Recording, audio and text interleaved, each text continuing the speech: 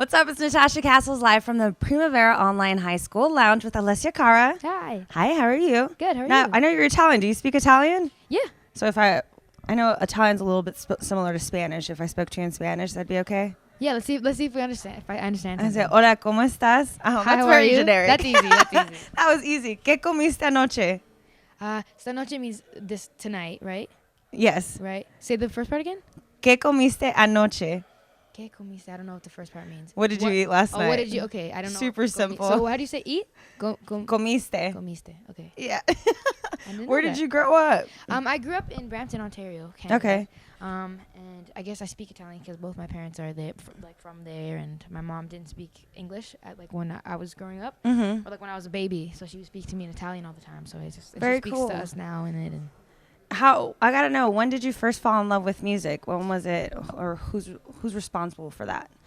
you know what? I don't even know. I think it just kind of was always like that. I remember just singing around the house when I was a kid, and it just kind of was always there. I don't know. It just kind of happened on its own. I don't neither of my parents are musicians or anything, so. It's not Really? Yeah, no, it wasn't nobody. anything. No, nobody. Someone that influenced you. You play instruments also, right? Yeah, play guitar and Who ukulele. influenced that? I don't know. It was I just think like, I want to to do this. Yeah, I'd always wanted to do it, and I don't know, the guitar was always a cool thing, and I'd see people playing it all the time, and I'd see I loved Amy Winehouse. Mm-hmm. Growing up, I still love her. And she would always play guitar too, and that made me even want to learn it even more because I would see her as a girl just playing guitar and rocking on the guitar, doing so well at it. So I don't know, I just it was Did kinda you always have there. any issues with your parents, or they're very supportive in regards to you being a musician? Of course, they were always make sure you have a plan B. They were kind of wanted to go the safe route, of course, No, because I they hate didn't. that. I know it's plan B, whatever. I didn't want to, but Plan A is gonna work. exactly. Why try plan B when you you haven't tried plan A yet? So I think it just took a little bit of time, and once they realized that it's something serious and that it's actually possible, then they eased into it. But they're supportive. I'm curious, what would Plan B? What would that have been for you? Honestly, I didn't even have one. They told me to get one, but I really didn't. I didn't know anything else. Is there anything you're interested in if it wasn't music? No, I mean, there's things that I would have liked to do, but they would all be settling. I wanted to do something in philosophy or psychology. Okay. I love that kind of stuff, but that's always a side hobby. Music is always. It's not. You're not passionate enough. Yeah, I'm not I "Oh, love gotta that stuff go and I for it." love learning, but that's something to do just for fun on the side. I wouldn't make a career out of it. Okay, so now you have the deal with Def Jam. Yeah. What was the deciding factor instead of going the independent route? And what made you say yes to Def Jam? How were you approached? Well, I mean, I started way back when I was 13 years old. Oh, wow. Posting YouTube videos, and I didn't really get I didn't really have a huge following on YouTube, but I still got found by my production company. So they were just this company that just got a whole bunch of different artists, and they would just make songs with them, and then if it would go well, then they would start pitching them to labels. They have a joint venture with all these labels, so that's how it works. So they ended up, long story short, they ended up flying me and my dad out to New York, and I sang for them, and they were just if you want to do this as a career, then we can just get you in the studio back at home in Toronto and just have you write some songs with a co-writer, or we can, figure something out, and then no pressure, doesn't matter. We don't even have to have a certain amount of time. Just chill, just chill, yeah, just let the do it music live. creativity come Yeah. to you. And then if you want, we can start pitching to labels. So I was like, okay, we'll see. Of course, I just met them. I was 16 at the time, so I didn't really know.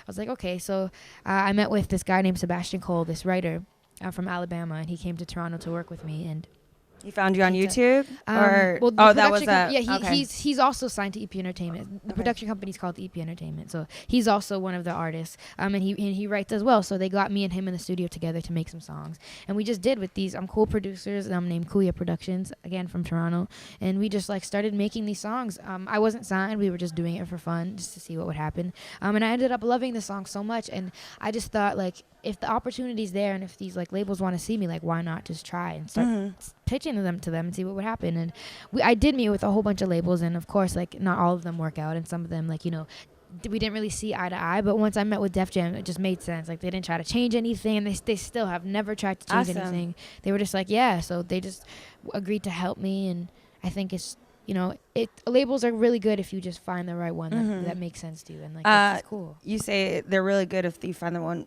right one that makes sense to you. Were you approached by other labels, or was it just Def Jam?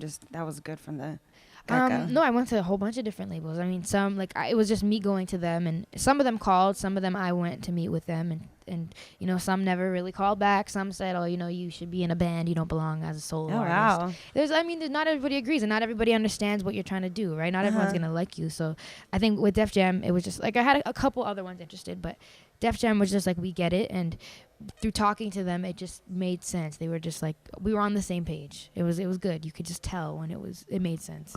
So very cool, very cool. Now, when it comes to your music, is there a certain lane or that you prefer to cater to a certain audience, or is it kind of just what you're going through and whoever likes it? There we go. Yeah, I think it's just whoever likes it. When we wrote, the album's pretty much done now, but when we were, before I was signed, when we were making these songs, I didn't know if anyone was going to hear them because I didn't know what was going to happen. Like, I didn't expect to get signed. I didn't really expect anything. So it was just us, making songs. So I didn't really have an intention to, cater to a specific person or a specific demographic. It was just let's just make songs and see if people like them. If we like them, it's cool. I loved all of them. So since you started off on YouTube, what are some of the weirdest requests you've gotten in your comments? Song requests or song requests or just weird stuff? Because people can be weird on the internet. Yeah, people are weird. They just trolls. There's trolls. There's the odd or be mean comment or the mean comments. There's always gonna be mean comments. Oh, you're bad. You're horrible. This and that. When with the release of Here, my single, I was reading the comments. I still read comments. I'm still a rookie, so I read every comment. And they tell you not to. I know, but I get it. You're like, do. It's I want to see people think. At the same time, it's it doesn't matter. But I'm curious to see what the people are thinking. So a lot of the comments are just oh, you're so whiny. If you didn't like the party, just go home. I'm like, oh god, you're so really? It's a song, dude. It's a song. Get over it. I don't know. I thought that's funny because they're so offended that I am writing about not liking to party. Oh, you're such a party pooper. Just go home. Oh wow. Whatever. Now, is there a formula that you would tell other young YouTubers or just other artists that are trying to be seen? I think, the first thing, that happened with me anyways, is that, you don't have to be a viral sensation. You don't have to have 1 billion views to get noticed. I didn't have many at all, and it just takes that one right view, that view from that person that'll help you. So don't worry if you're not, getting 1 billion views in one day, or if you're not viral. I had this channel since I was 13, and I didn't get found until I was 16. So 3 years later. It takes even a while. then, that's not too bad. Yeah, it's still not too bad. But 3 years. Some people expect it to be right away, or instant. And even after when I was 16, it's not like I went viral. It just that one view. And I think now with the release of Here, now my views are going higher, and I'm getting more subscribers, and people know who I am. But at the time, it's just you just don't have to be a viral sensation or a YouTube star to still open some doors, and things will happen. And if it's not with YouTube, it'll be with something else if you really just work hard and if it's meant to be. So you have your single Here. When can we expect the full project? In the fall. So fall this year. And what is it called? It's called Know It All. Oh, I love how I can get all the answers. Usually people come here and they're like, oh, I can't tell. Know. Yeah, I I wasn't sure, but now I'm able to say, so it's good. Here in the fall. Yes. And what was the name again? I'm sorry. Know It All. Know It All. So that we can look forward to Know It All from Alessia Cara. Yes. This fall, not an exact date, just this fall, right? Just this fall, yeah. Okay, at fall least we have a direction. Well, thank you so can't much give away for coming by. Thank you so much. I appreciate it. Natasha Castles, Alessia Cara, live from the Primavera Online High School Lounge.